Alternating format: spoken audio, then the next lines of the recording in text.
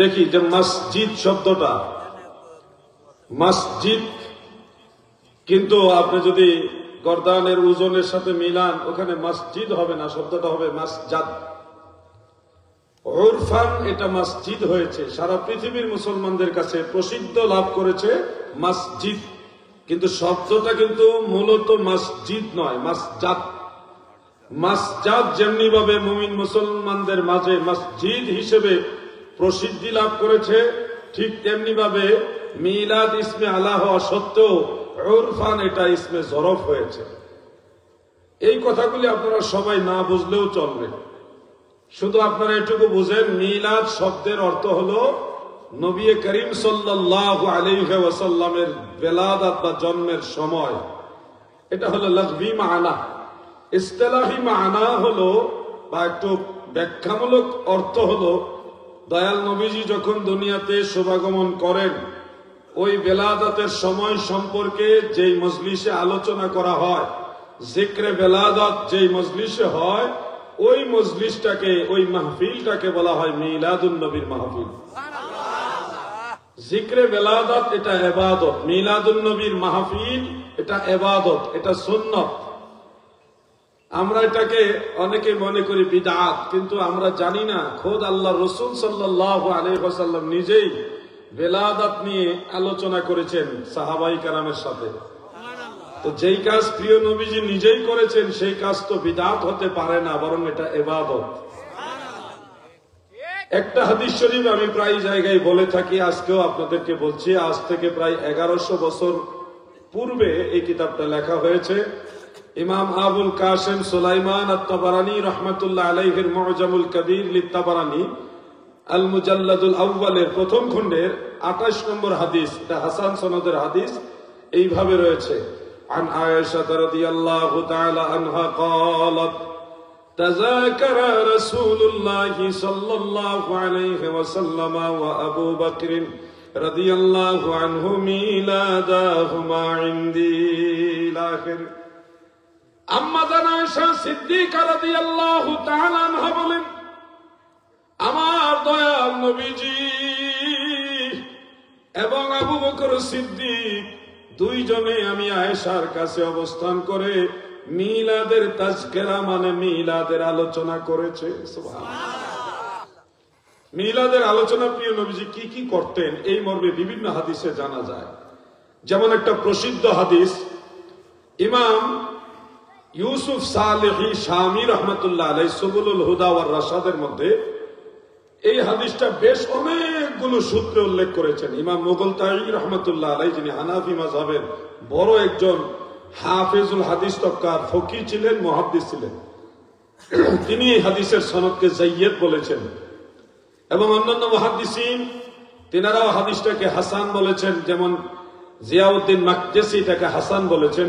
ইবনু হাজার আসকালানী রাহমাতুল্লাহ আলাইহি লিসানুল মিজানের মধ্যে এই হাদিসটাকে হাসান হিসেবে উল্লেখ করেছেন। এছাড়া হাফেজ ইরাকি জাইনুদ্দিন ইরাকি এটাকে দাঈফ বলেছেন, দুর্বল বলেছেন। অন্যান্য মুহাদ্দিসিন দুর্বল বলেছেন। তবে হাদিসের অনেকগুলি সূত্রে হযরতে আব্বাস রাদিয়াল্লাহু আনহু, হযরতে আব্দুল্লাহ ইবনে আব্বাস, হযরতে আনাস ইবনে মালিক, হযরতে আব্দুল্লাহ ইবনে ওমর, বেশ অনেক সাহাবী থেকে এই একই হাদিস ভিন্ন ভিন্ন লফজে বর্ণিত হয়েছে, যার কারণে মুহাদ্দিসিনে কেরামদের মাঝে এটা নিয়ে আর কোনো ইখতিলাফ নাই যে হাদিসটা শক্তিশালী হাদিস। উসুলে হাদিসের মানদণ্ডে একটা হাদিসের সনদে মতনের সাথে যদি আরেকটা হাদিসের মতনের ম্যাচিং হয়ে যায়, মিল হয়ে যায়, তখন এটা অটোমেটিক ইউকাউবি বা'দুহা বা'দান, একটা আরেকটার দ্বারা শক্তিশালী হয়ে যায়। এজন্য এই হাদিসটা হাসান সনদের হাদিস, যেখানে প্রিয় নবীজির মিলাদের ব্যাপারে আলোচনা করেছেন, তাজকিরা করেছেন। আল্লাহর হাবিব বলেন, عن أنس بن مالك رضي الله تعالى عنه قال قال رسول الله صلى الله عليه وسلم من كرامة على ربي أني ولدت مختونا ولم يرى أحد سوءتي سبحان الله। আনাস ইবনে মালিক বলেন, আল্লাহর হাবিব বলেন, উম্মতেরা শুনো,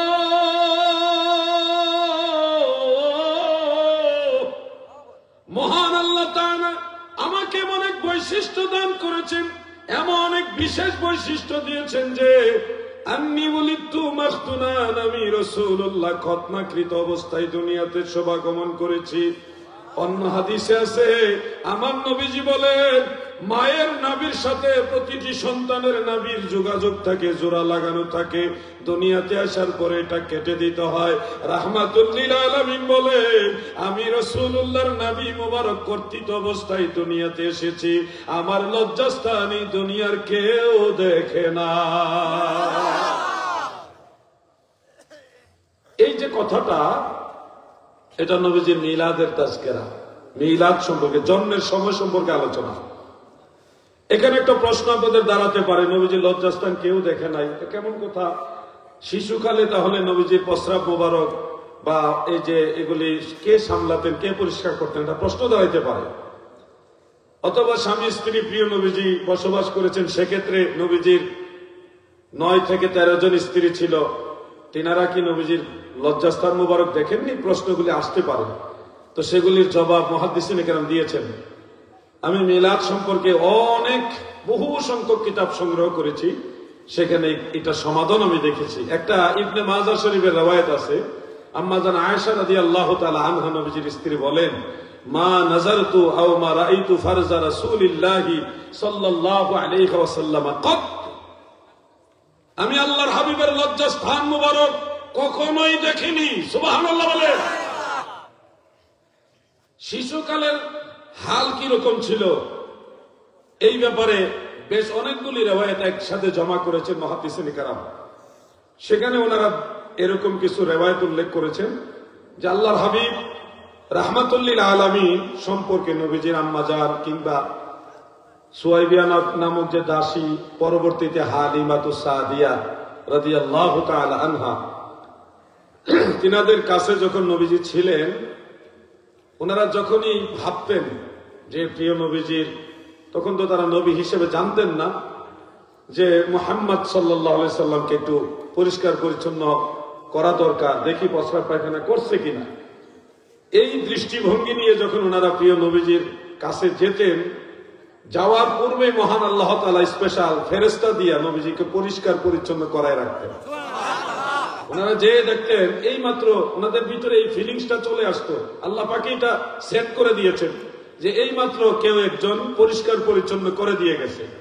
তো এইভাবে আল্লাহ তাআলা তার হাবিবের লজ্জাস্থান মুবারককে হেফাজত করেছে। সুবহানাল্লাহ। প্রিয় ভাই আমার, বন্ধুরা আমার, দিলের কান লাগায় শুনবেন, আল্লাহর হাবিবের মিলাদের আলোচনা বহু সংখ্যক হাদিসে আছে।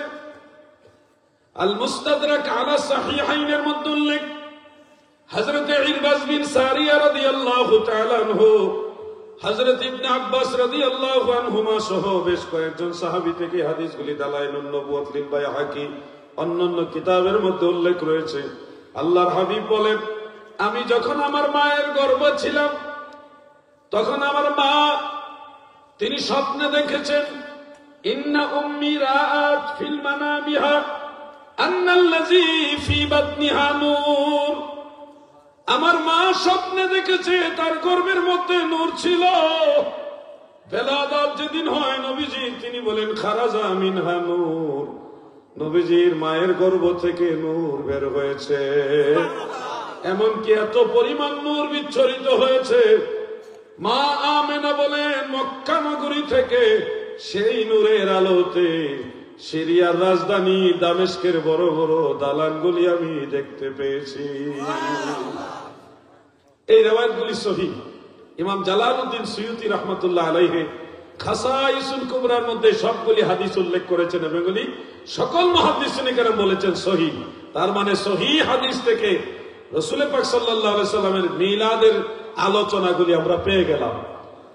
শুধু এখানেই শেষ নয়, যেদিন আল্লাহর নবী দুনিয়াতে শুভাগমন করবেন, সেদিন আমার আল্লাহ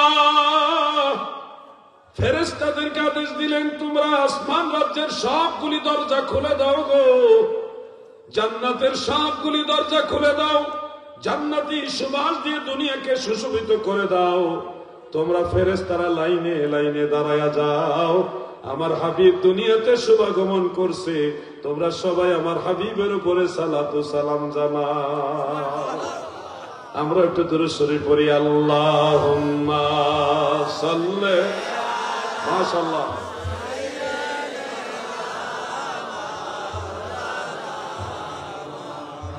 ওয়া আলা আলি সাইয়্যিদিনা।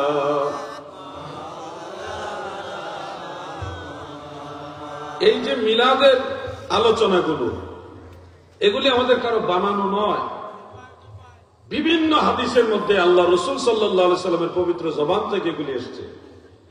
এই যে আলোচনা হচ্ছে, যেই মজলিসে মিলাদের আলোচনা হয়, নবীজির বেলাদতের আলোচনা হয়, ওই মজলিসটাকে বলা হয় মিলাদুন নবীর মাহফিল।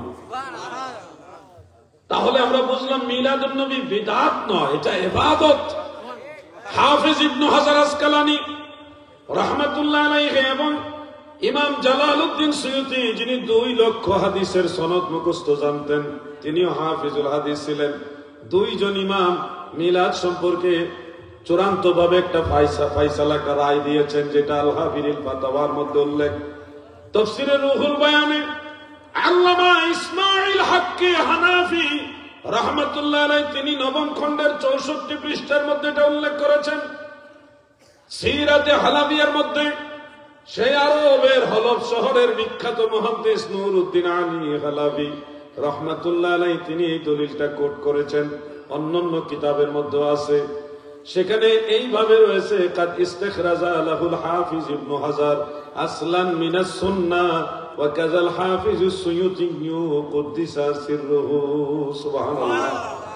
আল্লাহর রাসূলের সুন্নাহ থেকে, কি থেকে বলেন না, কথা বলেন, কি থেকে? রাসূল পাকের সুন্নাহ থেকে মিলাদের আসল, আসল মানে ভিত্তি, দলিল বের করেছেন ইমাম ইবনে হাজার আসকালানী। অনুরূপ ভাবে ইমাম জালালউদ্দিন সুয়ুতী ওনারা প্রমাণ করে দিয়েছে মিলাদুন নবী বিদআত নয়, এটা সুন্নাহ দ্বারা প্রমাণিত ইবাদত। সুবহানাল্লাহ। প্রিয় ভাই আমার, মিলাদের যে মজলিস মাহফিলে, সেখানে আমরা আরো কিছু কাজ করি। কি কাজ করি? দুরূদ শরীফ পড়ি। আজকের মাহফিলে বেশ কয়েকবার দুরূদ শরীফ পড়া হয়েছে, আরো পড়া হবে ইনশাআল্লাহ। এইভাবে দুরূদ শরীফ হয়। দুরূদ শরীফ পড়ার জন্য নির্দিষ্ট কোনো টাইমকে আল্লাহ তাআলা, কোন ওয়াক্তকে আল্লাহ মুকাইয়্যদ করেননি। ও বলেছেন সল্লু আলাইহি, তোমরা আমার নবীর উপরে দুরূদ পড়ো। তার মানে নবীর দুরূদ পড়তে নির্দিষ্ট কোনো টাইম লাগে না। মিলাদের মাহফিলও দুরূদ শরীফ পড়া আরো বেশি উত্তম। এজন্য গজলেও আমরা দুরূদ শরীফের কথা বলি। সালাতু সালাম জানাই, দুরূদ সালাম জানাই আপনার উপরে, এ নবী গো আমরা গুনাহ। জানা থাকলে বলেন, আমার সাথে সবাই বলেন, সালাতু দুরূদ সালাম জানাই আপনার উপরে, নবী। এসব গজল আসলে দিকে কম চলে, কম চলে নাকি? আপনারা কি রাগ করছেন নাকি আমার সাথে? তাহলে দুরূদ শরীফ যে একটা গজল গাইতেছে, যেটা নবীর দুরূদ সালামের সাথে সম্পৃক্ত, এটার আওয়াজে কম বোঝা যায় আপনার একটা গুসা। আপনারা যদি গুসা না হন, তাহলে রাসূল পাকের মহব্বত একটু বলুন, সালাতু সালাম জানাই, দুরূদ সালাম আপনার উপরে, নবী গো আমরা গুনাহ। সালাম আমরা গুনাহগার জানাই, আমরা গুনাহগার, সালাম আমরা গুনাহগার জানাই। এই ছাত্ররা যাও, তোমরা যারা একসাথে যাও, বসো কেন? মাহফিল শেষ না করলে কি জন্য বসছো সামনে? এখন খালি করে গেছো, মাহফিলটা নষ্ট করে গেল না? আসেন দাদা, এই যে খাবার টাইম এসে বুঝছি, যাও খাই আসো। যাও, উঠলে সময় তো বারবার উঠবা না। যাও না, তোমাদের সুযোগ দিলাম, এখন যাও, একসাথে উঠো, তাহলে একটা সুন্দর আছে। একটু পরে পরে মানুষের মনে করবো যাইতেছে ওয়াজ মনে হয় সুন্দর না, ভালো না, উঠতেছে, এমনটা মানুষের ভিতরে একটা কিউরিসিটি কাজ করে। এরা তো খাবারের টাইম এসে, আমি তো বুঝছি, আমরা তো এই জীবনটা কাটাই গেছি, ঠিক না? এই জন্য আপনারা একটু আগায় বসেন, একটু আগায় বসেন, গ্যাপটা ফিল আপ করেন, নাইলে বোঝা যাবে এটা আওয়ামী লীগের জায়গা আর আপনারা বিএনপি করেন। আসেন, একটু আগায় আসেন, সবাই গ্যাপটা ফিল আপ করে দেন। ছাত্ররা পরে এসে যেখানে জায়গা পায় ওখানে বসবে ইনশাআল্লাহ। সালাতু সালাম জানাই দুরুদ সালাম জানাই আপনার উপরে নবী গো আমরা গুনাহগার সালাম আমরা গুনাহগার জানাই আমরা গুনাহগার সালাম আমরা গুনাহগার জানাই হে নবী গো আপনার। প্রিয় ভাইয়েরা আমার, আল্লাহর হাবিবের দুরূদ শরীফ মিলাদের মাহফিলে আমরা সংযুক্ত করি, যোগ করি, কারণ এটা এমন একটা ইবাদত যেটা আল্লাহ এবং আল্লাহ রাসূল বাইন্ডিং করে দেননি। নামাজের ভিতরে কি কি করবেন সেটা ফিক্সড করা, এখানে নতুন করে কিছু ঢুকাইবার এবং বের করার সুযোগ নাই। কিন্তু দুরূদের মজলিস, মিলাদের মজলিস, জিকিরের মজলিস, ওখানে আপনি চাইলে সুবহানাল্লাহ পড়তে পারবেন, আলহামদুলিল্লাহ পড়তে পারবেন, আল্লাহু আকবার পড়তে পারবেন, অন্যান্য তাসবিহ জিকির যেগুলি যেটা ভালো লাগে ওটাই পড়তে পারবেন। ওখানে নির্দিষ্ট কোনো জিকির বাইন্ডিং করা না। এই জন্য ইবাদত দুই রকমের রয়েছে। এক ধরনের ইবাদত আপনি চাইলে বাড়াইতে পারবেন, কমাইতে পারবেন। আপনি চাইলে 1000 বার জিকির করতে পারবেন, বাড়াইতে পারবেন। চাইলে কমাইয়া 500 বার জিকির করতে পারবেন, চাইলে আরো কমাইয়া 100 বার জিকির করতে পারবেন, চাইলে আরো কমাইয়া 11 বার বা 33 বার জিকির করতে পারবেন। এটা বাড়ানো কমানোর এখতিয়ার আছে, কিন্তু নামাজের ভিতরে বাড়াইবার বা কমাইবার কোন সুযোগ, এটা ফিক্সড করা। ইবাদত দুই রকমের, একটা ফিক্সড মুকাইয়াদ, এটা আল্লাহ এবং আল্লাহ রাসূল ফিক্সড করেছে। নামাজের ভিতরে অতিরিক্ত মানে হিসাবের বাইরে এক্সট্রা যদি বলেন আল্লাহ আল্লাহ, নামাজ শেষ। নামাজের ভিতরে যেটা ফিক্সড করার বাইরে আল্লাহকেও যদি ডাক দেন আপনি আল্লাহ ও আল্লাহ, নামাজ শেষ। কথা বলছেন আউ তো এটা তো মানে আমরা বুঝাবার জন্য, এটা তো কোনো অর্থ নাই। অর্থ যেটা আছে আল্লাহরও যদি আপনি এক্সট্রা ডাক দেন নামাজের ভিতরে, তাও নামাজ হবে না, কারণ এটা নাই। এখানে যেটা করা লাগবে এটা আল্লাহ এবং আল্লাহ রাসূল ফিক্সড করে দিয়েছে। মিলাদের মজলিসে আমরা দুরূদ পড়ি, আর দুরূদের মাঝে মাঝে নবীর বেলাদাত সম্পর্কে কাসিদা শরীফ বলি। কাসিদা বলা, ইসলামী সঙ্গীত বলা জায়েজ আসেনি? আওয়াজে বোঝা যায় আপনারা জীবনও জায়েজ মনে করেন। ইসলামী সঙ্গীত ইবাদত, এটা সওয়াবের কাজ। ইল্লাল্লাযীনা আমানু ওয়া আমিলুস সালিহাতি ওয়া যাকারুল্লাহা কাসীরা। এই আয়াতের তাফসীর ইবনে কাসীর এবং তাফসীরে কুরতুবীর মধ্যে উল্লেখ, ওয়া যাকারুল্লাহা কাসীরা ফি কালামিহিম আও শি'রিহিম। ইসলামী সঙ্গীত এবং শের মানে কবিতার মাধ্যমে কেউ যদি আল্লাহ রাসূলের সম্মান গায়, আমার আল্লাহ বলেন এটাও যিকরুল্লাহর অন্তর্ভুক্ত, এটাও সওয়াবের কাজ। সুবহানাল্লাহ। এই জন্য দরবারে নববীতে হাসান বিন সাবিত রাদিয়াল্লাহু আনহু তিনি নবীজির মজলিসে দাঁড়ায়া দাঁড়ায়া কাসিদা বলতেন। অনেক সাহাবী ছিল যারা ইসলামী সঙ্গীত গাইতেন, যুদ্ধের ময়দানে গাইতেন, অন্য সময় গাইতেন। এই জন্য এটা একটা ইবাদত। মিলাদের মাহফিলের মধ্যে অতিরিক্ত আরেকটা জিনিস আমরা যেটা করি, এটা হলো নবীর শানে গজল গাওয়া। ত্রিভুবনের প্রিয় মুহাম্মদ এলো রে দুনিয়ায়, রে আকাশ বাতাস দেখবে যদি আয় রে। বলেন না, সবাই বলেন, ভালো লাগবে বলতে। আমার তরুণ সমাজ, যুব সমাজ যারা আছেন, আমার ছোট ভাইরা যারা আছে বা সমবয়সী, আপনারা কি দুর্বল? তাহলে গজলটা সবাই মিলে গান। ওই কোনায় যারা আছে তারা আওয়ামী লীগও না, বিএনপিও না, জামাতও না, জাতীয় পার্টিও না, এরা আলাদা একটা দল। এর লাগে তারা আলগা বইছে। এই জন্য আপনারা যেখানে ভালো লাগে বসেন, আমাদের আপত্তি নাই, কিন্তু গজল, দুরূদ, জিকির যখন যেটা করবো সেটা আমাদের সাথে মিলেমিশে করবেন, নাকি বলেন আপনারা? ত্রিভুবনের প্রিয় মুহাম্মদ এলো রে দুনিয়ায়, রে মাশাআল্লাহ। আয় রে সাগর আকাশ বাতাস দেখবি। ও ভাই, করোনা নাই তো এখন? করোনা আছে আপনার দেশে? ভাই আমার, বন্ধুরা আমার, যারে কইছি হে বুঝছে।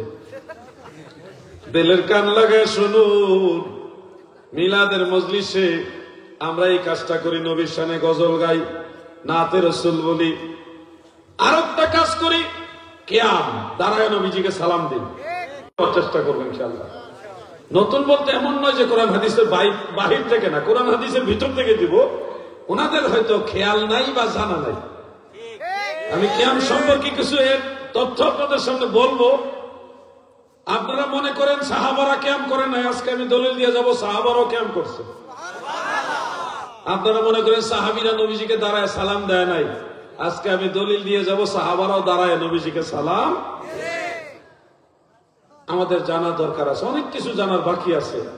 ঝগড়া করতে রাজি নই, কিছু বিষয়, অনেক বিষয় আছে যেগুলি মুস্তাহাব, মুস্তাহসান, সওয়াবের কাজ। না করলে গুনাহ হয় না, কিন্তু করলে অনেক সওয়াব হয়। এজন্য আমাদের অনেক বিষয় জানার বাকি আছে। কথায় কথায় যারা শিরিক আর বিদআতের ভয় দেখান, আপনাদের এই ফতোয়ার কারণে অনেক মানুষের আমল নষ্ট হয়ে যাইতেছে। এত বিদআত, এত শিরিকের ফতোয়া। 1450 বছর আগে প্রিয় নবীজি বলেছেন, ইমাম বুখারী তার তারিখের মধ্যে কোট করেছেন, সহিহ ইবনে হাব্বানের মধ্যে হাদিসটা উল্লেখ। দয়াল নবীজি বলেন, আমার উম্মতের মাঝে একটা দল বের হবে, এদের পরিচয় হলো, নবীজি বলেছেন, খারেজি। এরা আমার উম্মতদেরকে, যারা আমার খাঁটি উম্মত, তাদেরকে কি করবে জানেন? খারাজা আলা জারিহি বিসাইফে ওয়া রামাহু বিশিরক।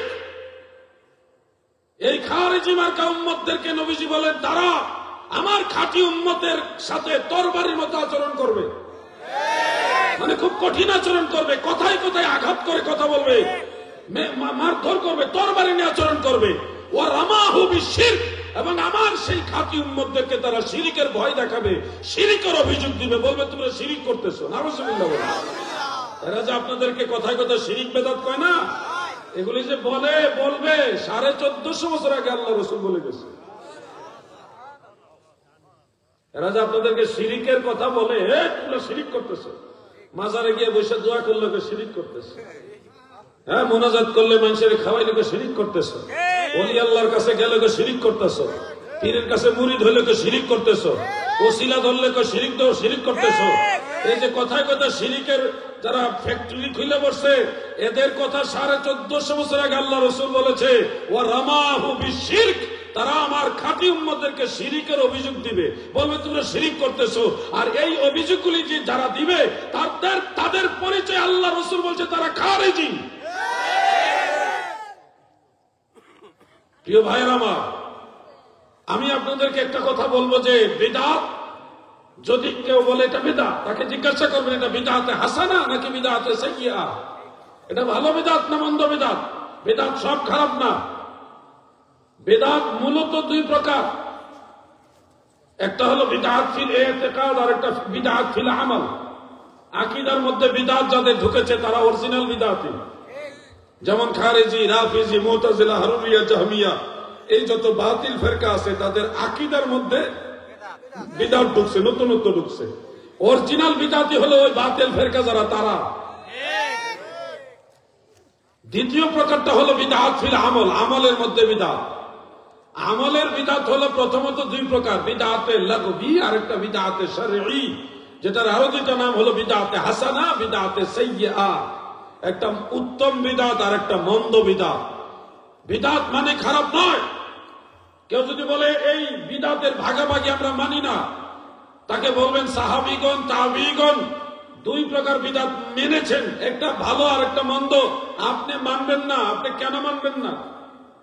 সাহাবায়ে কেরাম বিদআতের মধ্যে একটা ভালো আছে আর একটা মন্দ আছে, দুইটাই মেনেছেন। যেমন তারাবি নামাজের জামাত সম্পর্কে হযরত ওমর ফারুক রাদিয়াল্লাহু আনহু বলছেন নি'মাতুল বিদআত, এটা উত্তম বিদআত। তাবিঈদের মধ্যে হযরতে ওমর ইবনে আব্দুল আজিজ রাহমাতুল্লাহ আলাইহি, তিনি বিদআতে হাসানা মেনেছেন। অনেক তাবিঈরা মেনেছেন। আমি একটা উদাহরণ দিচ্ছি, আপনারা জুমার নামাজের মধ্যে দুইটা বিদআত খুঁজে পাবেন, লক্ষ্য করলে পাবেন। এক নম্বর হলো ইন্নাল্লাহা ইয়া'মুরুকুম বিল আদলি ওয়াল ইহসান ওয়া ইতাইজিল কুরবা ওয়া ইয়ানহা আনিল ফাহশাই ওয়াল মুনকার ওয়াল বাগই, আছে না নাই? আপনারা কি জানেন জুমার খুতবার এই অংশটা বিদআত? জানেন না?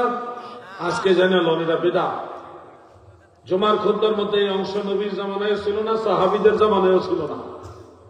এটা হযরত ওমর ইবনে আব্দুল আজিজ রাহমাতুল্লাহ আলাইহির জামানায় এসে সংযুক্ত হয়েছে।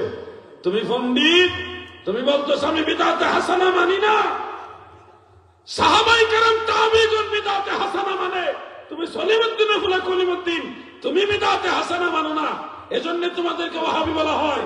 আমরা ওয়াহাবিদেরকে মানি না, আমরা সাহাবীদেরকে মানি।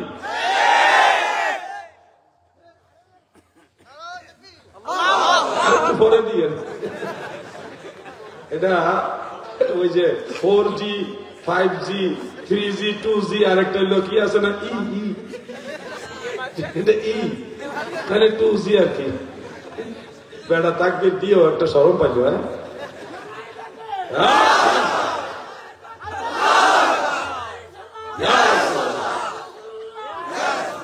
এটা হলো একবারে 8G, পাওয়ার বেশি। নারায়ে তাকবীর, এই বেড়া মুখ বাজলে খারবে খারবে বলি তাকবীর দিও।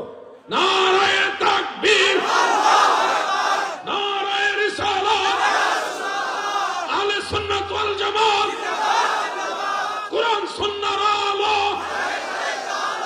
ইসলামের আলো।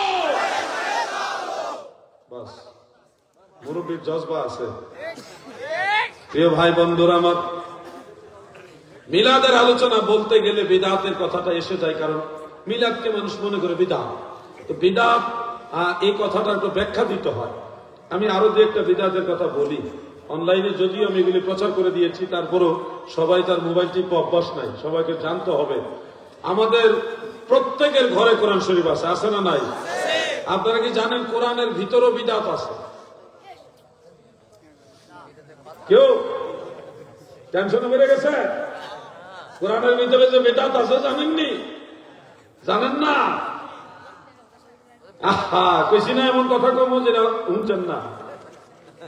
বড় বড় আলেমরা জানে, যারা সত্যিকারের মুফাসসিরে কোরআন তারা জানে। কোন মুফাসসির যদি বলে আমি জানি না, এটা 2 নম্বরের লেখাপড়া করছে না, এটা নকল করে পাস করছে। আলিফ তার অটোপাস। ঠিক কথা কইছেন। কিতাব হল আল ইতকান ফি উলুমিল কুরআন, আল বুরহান ফি উলুমিল কুরআন। এই দুইটা কিতাব দেখবেন, ফতোয়া শামি দেখবেন, ফতোয়া শামি রাদ্দুল মুখতার। এই কিতাব তিনটা বললাম, তিনটার মধ্যে দেখবেন আল্লাহর কোরআনের ভিতরেও বিদআত আছে গো। কি সেই বিদআত যা কোরআনের ভিতরে আছে? প্রত্যেকের ঘরে কোরআন আছে, প্রত্যেকের প্রতিটি কোরআনের মধ্যে বিদআত আছে। কি সেই বিদআত? শুনুন আমার ভাইয়েরা, কোরআন শরীফে জের জবর পেশ জজম তাসদীদ আছে না নাই? ওলামায়ে কেরাম জানেন নবীজির জামানায়, সাহাবীদের জামানায় কোরআন শরীফে জের জবর পেশ জজম তাসদীদ ছিল? আয়াতের চিহ্ন, তারপরে এই রুকুর চিহ্ন, পাড়ার চিহ্ন, এগুলি কিন্তু সবগুলি একসাথে হয়নি। কিছু সাহাবীদের যুগে হয়েছে, কিছু আরো পরে হয়েছে। জের জবর পেশ জজম তাসদীদ এগুলি বাদশাহ হাজ্জাজ বিন ইউসুফের জামানায় সংযুক্ত হয়েছে, আরো কিছু আরো পরে সংযুক্ত হয়েছে। ভাই আমার, এগুলি বিদআত হলেও বিদআত সর্বমোট হলো 5 প্রকার। এই 5 প্রকারের প্রথমটাই হলো বিদআতে ওয়াজিবা, এমন বিদআত যা অনুসরণ করা, যা মানা ওয়াজিব। ওই ওয়াজিব পর্যায়ের বিদআত হলো কোরআন শরীফের জের জবর পেশ জজম মানতে হবে, না হলে কোরআন পড়তে গিয়ে আপনার গুনাহ হবে। কোন জায়গায় জবর দিবেন, কোন জায়গায় তাসদীদ আছে, কোন জায়গায় জের দিবেন, এটা তো জের জবর না থাকলে আপনারা দিতে পারবেন না। প্রত্যেক শব্দে শব্দে আপনাদের ভুল হয়ে যাবে। আর যদি জের জবর পেশ জজম তাসদীদ এগুলি থাকে, কোরআন তেলাওয়াতের ক্ষেত্রে আপনার ভুল হবে না, সঠিকভাবে তেলাওয়াত করতে পারবেন। কি বলেন আপনারা? এই জন্য এটা জরুরি বিদআত। এই বিদআত, এটা বিদআত কিন্তু নাজায়েজ বিদআত না, এটা জায়েজ বিদআত। যেই মৌলবী কয় আমি বিদআতে হাসানা মানি না, অথবা যদি বলে নবীর জামানায় যা ছিল না আমরা তো মানি না, যদি এই কথা বলে তাকে বলবেন কোরআন শরীফে জের জবর আসিল না নবীর জামানায়, দেখবেন ব্যাটারি ফিউজ হয়ে গেছে। প্রিয় ভাই আমার, বেদাত দুই প্রকার। কয় প্রকার? ঘুমাইতেছেন না কেন? ঘুমায়েন না, ঘুমায়েন না, এক লগে যাবো। আপনারা কইলে একটা জায়গা অসুবিধা কি? গেলে তাড়াতাড়ি ভালো, আমার বহুত দূরে যাওয়া লাগবে। শুনুন, সব বিদাত খারাপ নয়, আমাদের এগুলি জানতে হবে। না জেনে অনেকেই কিন্তু অনেক ধরনের কথা বলে। আমি দেখলাম জুমার নামাজের খুতবার আজানের আগে যে আমরা ওয়াজ করি, বয়ান করি না, এটাকেও বাংলা যে বয়ান করি এটাকেও বেদাত বলতেছে। কিছু ভাইরা বলতেছে এটা কোরআন হাদিসে কোথাও নয়। অথচ 30 জনের অধিক পরিমাণ সাহাবী খুতবার আজানের আগে সাহাবীরা অন্যান্য সাহাবীদের মাঝে নবীজির হাদিস বয়ান করতেন। এটা সুন্নতে সাহাবা, সুন্নতে সাহাবা। কিন্তু আন্তর্জাতিক ক্ষতি সম্পন্ন ইসলামী চিন্তাবিদরা বিদাত বানাই দিছে। বুঝছো কি ঘুমাই দিচ্ছেন? প্রিয় ভাই আমার, বন্ধুরা আমার, বিদাত সম্পর্কে আপনাদের জানতে হবে। অনেক ভাইরা অনেক কিছু না জেনে বলে বিদাত। আর বিদাত যখন আমি তালিকা দেওয়া শুরু করছি না, কিছু ভাইরা উনি বিদাতের সংজ্ঞা জানে না। আমরা বিদাতের সংজ্ঞা জানি না, হ্যাঁ অটো চালায়, হ্যাঁ বিদাতের সংজ্ঞা জানে। চিন্তা করছেন? কই যাইতাম কচু গাছে ভাসি দিয়ে মন করতাম মাঝে মধ্যে। এতে অটো চালায়, ভ্যান চালায়, দোকানদারি করে, জেনারেল শিক্ষিত, হে বেদাতের সংজ্ঞা জানে, আমরা জানি না। মাঝে মধ্যে তাদের কমেন্টস গুলি দেখলে খুব আফসোস হয়। এরা মনে করে বিদাত মানে হলো যেটা মানে যেটা করলে যেটা আমল, যেমন নামাজ, রোজা, মুনাজাত, এগুলি। আর অন্য এগুলি কোনো বিদাত না। বিদাতকে তারা একটা সাইডে নিয়ে গেছে আর কি, তারা হুজুররাই নিছে। আর তাদের নিতে তো দলিল লাগে না, কিতাবুল আন্দাজ, কিতাবুল আন্দাজ। বিদাতের সংজ্ঞা একটা বলে যাই। ইমাম শাফিঈ রাহমাতুল্লাহ আলাইহি তিনি বলেছেন, মা উহদিসা ওয়া খালিফু কিতাবান আও সুন্নাতান আও ইজমাআন আও আসারান ফাহুয়া বিদআতুদ দালালাহ ওয়া মা উহদিসা মিনাল খাইরি ওয়া লাম ইউখালিফ শাইআন মিন যালিক ফাহুয়া বিদআতুল মাহমুদা। বিদআতের প্রকারভেদ সহকারে ইমাম শাফিঈ সুন্দর এই কথাটা বলেছেন। এমন জিনিস যা আবিষ্কৃত হয়েছে যা কোরআনেরও খেলাফ, সুন্নাহ এর খেলাফ, ইজমা এর খেলাফ, আসারের খেলাফ, ওটা হলো গুমরাহি বিদআত, নাজায়েজ বিদআত। ওয়ামা উহদিসা মিনাল খাইরে, যা কল্যাণ কাজের অন্তর্ভুক্ত, এমন আবিষ্কার হয়েছে, ভালো কাজের অন্তর্ভুক্ত। কি কাজের অন্তর্ভুক্ত বলেন না, সবাই বলেন, কি কাজের অন্তর্ভুক্ত? ভালো কাজের অন্তর্ভুক্ত এমন যা কিছু আবিষ্কৃত হয়েছে, ফাহুয়া বিদআতুল মাহমুদা, এগুলি প্রশংসিত বিদআত, এগুলি হলো মুস্তাহাব, সওয়াবের কাজ। এই ভালো কাজের অন্তর্ভুক্ত যা কিছু ইসলামের ভিতরে আবিষ্কৃত হয়েছে, এগুলি হলো বিদআতে হাসানা। যেমন আপনারা বলেন মসজিদের মিনার আসেনি, সাতক্ষীরাতে মসজিদের মিনার নাই? আপনারা কি জানেন মসজিদের মিনার বিদআত? জানেন না? হ্যাঁ, ভয় নাই, কথা বলবেন আমার সাথে, আমি রাগ করি না, আমি খুশি হই, বরং আপনাকে ভালোবেসে আপনার সাথে আমি সময় দিব, কারণ আপনার এই কথাগুলি জানা দরকার। মসজিদের মিনার কি সওয়াবের আশায় করেন না গুনার আশায় করেন? মসজিদে মিনার বানাইবার রড, ইট, সিমেন্ট, বালি, এগুলি কি মানুষের সওয়াবের আশায় দেয় না গুনার আশায় দেয়? তাহলে এটা ধর্মের ভিতরে না বাইরে? মসজিদে নববী, মদিনা শরীফও মিনার আছে, কাবা ঘরেও মিনার আছে, মসজিদুল আকসার আশেপাশে মিনার আছে, আমি দেখে আসছি। বাইতুল মুকাদ্দাসে ছিলেন আপনি? মাশাআল্লাহ, আল্লাহ আমাকে অনেক জায়গায় যাওয়ার তৌফিক দিয়েছে, আমি গেছি। আমার এমনি টাকা পয়সা বেশি নাই, অল্প টাকা আছে, কিন্তু মনের ইচ্ছাটা বড়। সুযোগ পাইলে দৌড় মারি। আল্লাহ পাক দয়া করলে মিশর যাচ্ছি, ইরাকে আবার যাচ্ছি এই মাহে রমজান শরীফে। জর্ডানে যাওয়ার ইচ্ছা আছে, ফিলিস্তিন এখন যাওয়া যাবে না, এখন আপাতত পারমিশন দিতেছে না, যুদ্ধ চলতেছে। সুযোগ পেলে যাই না, আগেও তো যুদ্ধের ভিতরে গেছি, এখনো সুযোগ পেলে যুদ্ধের ভিতরে যাইতাম, কিন্তু এখন সুযোগ নাই। এই মিনার গোটা পৃথিবীর মুসলমানদের মাঝে প্রসিদ্ধ প্রতিষ্ঠিত একটা ভালো কাজের অন্তর্ভুক্ত, কিন্তু এটা বিদআত। কেউ বলে না মিনার বিদআত, কিন্তু সবাই আলেম যারা লেখাপড়া করছে, কিছু হইলো স্টাডি করছে, তারা জানে মিনারও বিদআত। মসজিদের ইমাম সাহেব যেখানে দাঁড়ায় মেহরাব, এই যে এরকম একটা ঘর আছে না নাই, আপনারা জেনে রাখেন এটাও বিদআত। শুধু মিলাদ পড়া বিদআত আর 40 যে বিদআত। মসজিদের মেহরাব মিনার, মসজিদের দান বাক্স বিদআত। এইবার শেষ, বাইরে জায়গা ধরে রয়েছে। মসজিদের দান বাক্স, আপনাকে যদি বলে ভাই 10টা বাক্স বানায় দেন মসজিদের লেগা, আপনি স্টিল দিয়া হোক, কাঠ দিয়া হোক আর প্লাস্টিকেরই হোক, আপনি যেগুলি দিবেন এগুলি সওয়াবের কাজ মনে করে দিবেন না গুনার কাজ মনে করে দিবেন? তাহলে যতদিন এটা এখানে ব্যবহার হবে এটা সওয়াবের কাজ হিসেবে মানুষ জানে, ওইভাবেই টাকা দেয়। আপনারা যদি বলে মসজিদের দান বাক্সটা বিদআত, এটা করলে গুনাহ হবে, এই গুনার কাজের জন্য আপনারা কিছু দান সহযোগিতা করেন, আপনারা সবে টাকা দিবেন না? 1 টাকাও দিব না, ওই যে সত্য কথা বলে বলছে। সবাই বলে যে আল্লাহর ওয়াস্তে দেন, সওয়াব হবে, এটা ভালো কাজ। আমরাও বলি এটা ভালো কাজ, তবে আপনাদের জেনে রাখা উচিত প্রিয় নবীজির জামানায়, সাহাবীদের জামানায়, তাবিঈদের জামানায়ও মসজিদ মাদ্রাসায় কোনো দান বাক্স ছিল না। এগুলি বিদআত, তবে খারাপ বিদআত না, এগুলি বিদআতে হাসানা, জায়েজ বিদআত, সওয়াবের কাজ। মারহাবা বলে। টাকা ছিল না, মুদ্রা ছিল, মুদ্রা ছিল না।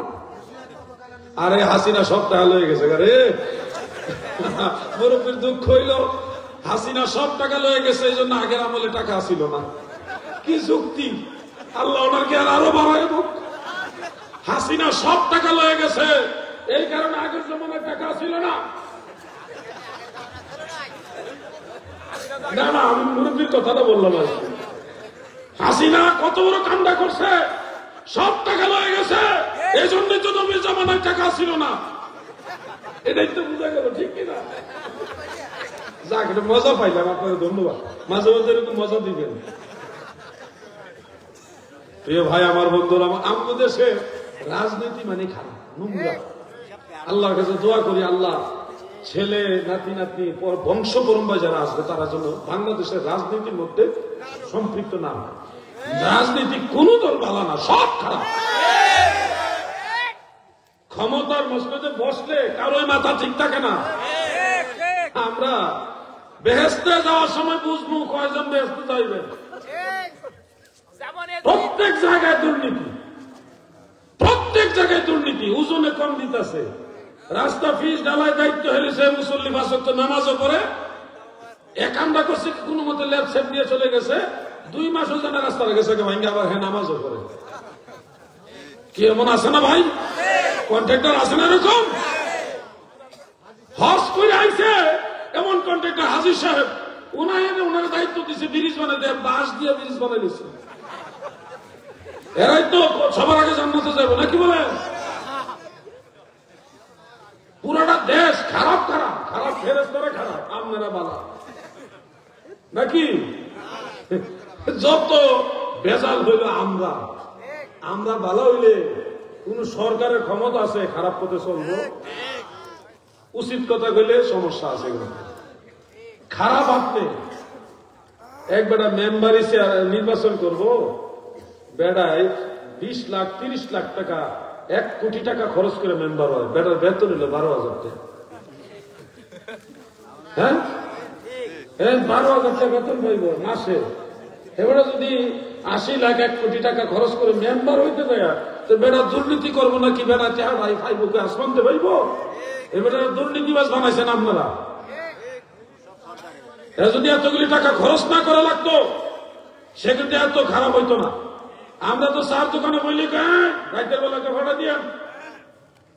যাক, আমি রাজনীতি আলাপ পছন্দ করি না, কোন মাহফিল আমি রাজনীতি আলোচনা করি না, এবং এই আলোচনাটাও রাজনীতি আলোচনা হিসেবে নিবেন না। আমরা চাই আমাদের নিজেদের মধ্যে সংশোধন আসুক, আমরা ভালো হইলে জগৎ ভালো। আল্লাহ যেন আমাদের সবাইকে ভালো পথে থাকার তৌফিক দেন, বলে না আমি। রসুলের পাকের জামানায়ও মুদ্রা ছিল সারা ওয়ার্ল্ডে। বাংলাদেশের টাকা, ইন্ডিয়ার কি রুপি, পাকিস্তানেরও রুপি, কিন্তু ইংল্যান্ডের কি পাউন্ড। ইংল্যান্ডের কি, আমেরিকার কি ডলার। দেখেন নামে নামে আলাদা, কিন্তু জিনিস মুদ্রা। মূলত এটা কি মুদ্রা, মুদ্রা, মুদ্রা। আমরা বাইরে যে শিখছে টাকা, এটাই থাকবো, এটাতে লড়তো না। যে দেশে যেমন টাকাই না। প্রিয় ভাইয়েরা আমার, মুদ্রা কালেকশন বা টাকা অর্থ কালেকশনের জন্য যে দান বাক্সগুলি মসজিদ মাদ্রাসায় ব্যবহার হয়, ওই দান বাক্সগুলি বিদআতের অন্তর্ভুক্ত, তবে এগুলি নাজায়েজ বিদআত নয়, এগুলি জায়েজ বিদআত। আজকে আরেকটা কথা স্মরণ করাই দিয়ে আপনাদের জানা আছে, ইমাম সাহেব যে রেওয়াজ করে 3 বেলা খাবার মুসল্লির বাড়ি বাড়ি খায়, মাস শেষ হলে ইমাম সাহেব বেতন নেয়, আপনাদের নিশ্চয়ই জানা আছে এটাও বিদআত। বলে না কোন ইমাম সাহেব যদি বলে, ধরেন জুম্মার দিন ওয়াজ করতেছে, যে মুসল্লির বাড়ি আমারে খাওয়াইবেন, এটা বিদআত, গুনার কাজ। গুনার কাজ যদি ইমাম সাহেব বলে শুক্রবারে, যে মুসল্লি আপনাদের ঘরে আমি যে খাবো এই রেওয়াজটা, এটা বিদআত, এটা গুনার কাজ, তাহলে আপনারা সবাই তো খাওয়াবেন, তাই না? কেউ খাবার দেবে না। আসল কথাটা হলো ভাই, এগুলি বিদআত হলেও, এই সিস্টেমটা বিদআত হলেও এটা নাজায়েজ বিদআত না, এটা জায়েজ বিদআত। এটা সওয়াবের কাজ। যা জিনিসটা করলে আপনার সওয়াব হবে, ইমাম সাহেবকে খাওয়াইলেও সওয়াব হবে, কাজটাও সিস্টেমটাও আপনার উত্তম বিদআতের অন্তর্ভুক্ত। কিন্তু যারা শুধু শবে বরাতের হালুয়া রুটির মধ্যে বিদআত খোঁজে, কিন্তু মুসল্লির বাড়ির খাবারের মধ্যে বিদআত খোঁজে না, এরা হলো স্বার্থপর মৌলবী। সারা বছর পরের বাড়ি খায়, ওইটা জায়েজ।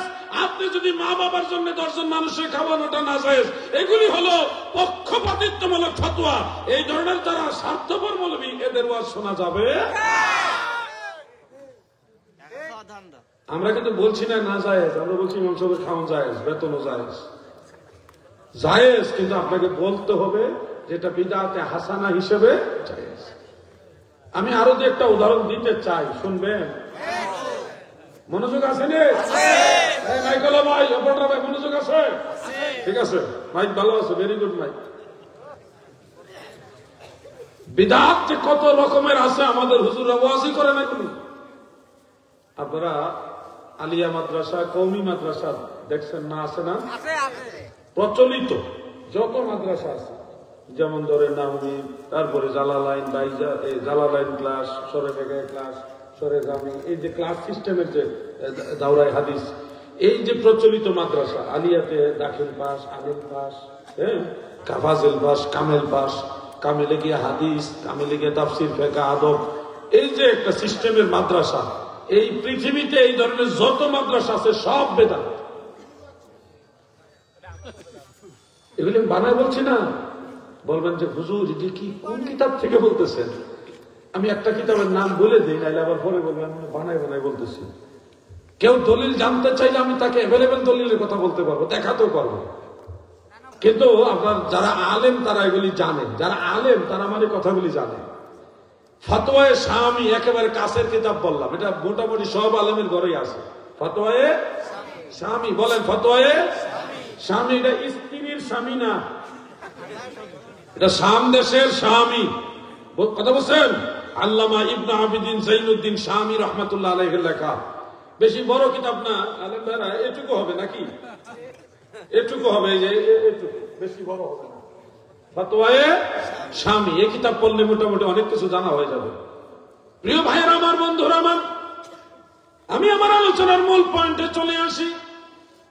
পৃথিবীর সমস্ত প্রচলিত মাদ্রাসাগুলি বিদআত হলেও আইম্মায়ে আহলে সুন্নাত তিনারা বলেছেন এগুলি বিদআতে মানদুবা, এগুলি মুস্তাহাব, সওয়াবের কাজ, এরকম বিদআত। তার মানে বোঝা যাচ্ছে সব বিদআত খারাপ নয় গো। বিদআতের মধ্যে এক শ্রেণীর বিদআত আছে যেগুলি জায়েজ এবং সওয়াবের কাজ। তাকবীর দিছিল কাটা জানে? ঠিক আছে, মনে করছি উনি যাইতেছে, অসুবিধা অসুস্থতা থাকতে পারে, বয়স হলে আমরা বুঝবো। যুবক ভাইরা তোমরা উঠছো না, তোমরা উঠলে মনে করবো ডায়াবেটিস ধরছে। যাবো না, যাবো না, ইনশাআল্লাহ। পাওয়ার আছে। লা ইলাহা ইল্লাল্লাহ, মারহাবা, লা ইলাহা ইল্লাল্লাহ, ইল্লাল্লাহু লা ইলাহা ইল্লাল্লাহ লা ইলাহা ইল্লাল্লাহু মুহাম্মাদুর রাসূলুল্লাহ সাল্লাল্লাহু আলাইহি ওয়াসাল্লাম। প্রিয় ভাইয়েরা আমার, বন্ধুরা আমার, জীবনে প্রথমবার আপনাদের এলাকায় আসছি। পরবর্তীতে আর কখনো আসার সৌভাগ্য আল্লাহ দিবে কিনা জানি না, এক নিঃশ্বাসের বিশ্বাস নাই। তবে আপনাদের এলাকায় মেহমান হওয়ার সুযোগ যেহেতু আল্লাহ আমাকে দিয়েছে, আমি কিছু তথ্য আপনাদের সামনে তুলে ধরে যাই। আপনাদের জেনে রাখা উচিত, সব বিদাত খারাপ নয় গো দাদু, কিছু বিদাত আছে ভালো। আপনাদের এলাকায় আলেম ভাইদের পাঞ্জাবি, এই যে দুই সাইডে কাটা আছে না নাই? যারা আপনারা পাঞ্জাবি বেরাইছেন, অধিকাংশ মানুষের পাঞ্জাবি দুই সাইডে কাটা কাটা না, এটা বিদাত না। যদি এটাকে সুন্নত মনে করেন তাইলে বিদাত।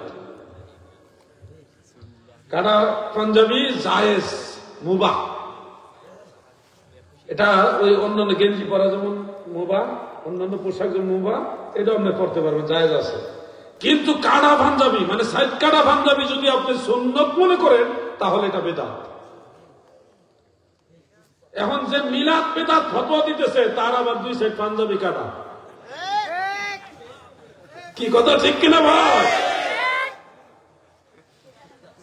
কি বলবো রে ভাই? আমরা যদি ধরলে তো বিপদ।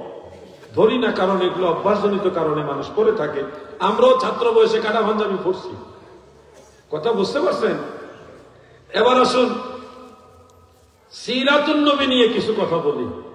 কি বলার দরকার আছে না? আমরা সুন্নি মুসলমান, সিরাতুন নবী অবশ্যই মানি, এটা না মানার কোন রাস্তা না। আগে বুঝুন সিরাতুন নবী কি। সিরাত শব্দের বাংলা অর্থ হলো জীবনী, জীবন চরিত্র, বা একটা মানুষের আখলাক যেটা বলে আর কি, চাল চলন, এটাকে বলা হয় সিরাত। সিরাত মানে এক কথায় জীবন চরিত্র বা জীবনী। কথা বুঝতে পারছেন? এই সিরাতুন নবী মানে নবীজির জীবনী, নবীজির জীবনী। এবার আপনারা আমাকে একটা প্রশ্নের উত্তর দিবেন। প্রিয় নবীজি রাসূল করিম সাল্লাল্লাহু আলাইহি ওয়াসাল্লামের জীবনী, এটা কি বৎসরে একদিন উদযাপনের জিনিস না সারা জীবন অনুসরণ করার জিনিস? তুমি বুঝছো নি ছোট ভাই? তুমি বুঝছো তো? আচ্ছা, তোমার আজকে টার্গেট লইছি, ভালো টার্গেট নিছি। আমি আবার প্রশ্নটা করি, দয়া করে সবাই উত্তর দেবে। প্রিয় নবীজি রাসূল আকরাম সাল্লাল্লাহু আলাইহি ওয়াসাল্লামের জীবনী, এটা কি বৎসরে একদিন উদযাপনের জিনিস না সারা জীবন অনুসরণ করার জিনিস? তার মানে বছর একদিন পালন করার জিনিস এটা। হ্যাঁ, মাশাআল্লাহ বলেন, মারহাবা। বাঘের বাচ্চার মতো কথা বলছি। সিরাত, প্রিয় নবীজির জীবনী, মুমিনের জীবনের প্রত্যেক মুহূর্তে মুহূর্তে অনুসরণ করার জিনিস, ঠিক কিনা বলে? আর উনি এসে বছর একদিন এটা পালন করার জন্য। আমরা যদি মিলাদ পালন মানে মিলাদ নবীজির জন্ম, এটা কি সারা বছর আপনি নবীজির বেলাদাত জন্ম, এটা কি সারা বছর হয়েছে না বছর একদিন হয়েছে?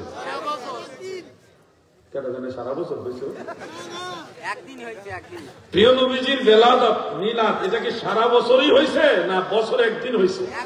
বছরের জীবনে একবারই হয়েছে। এটা প্রিয় নবীজির শুভাগমন করছে একবার, এক বছরে একটা দিনে, একটা নির্দিষ্ট দিনে, নির্দিষ্ট একটা সময়ে এই দুনিয়াতে শুভাগমন করছেন।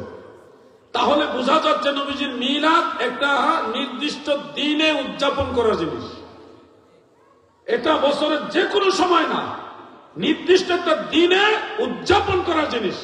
আপনি চাইলে মিলাদের তাজকির আলোচনা যে কোনো সময় করতে পারবেন, কিন্তু উদযাপন করতে হবে ওই 12 রবিউল আউয়াল শরীফে আমার নবী যেদিন দুনিয়াতে শুভাগমন করেন।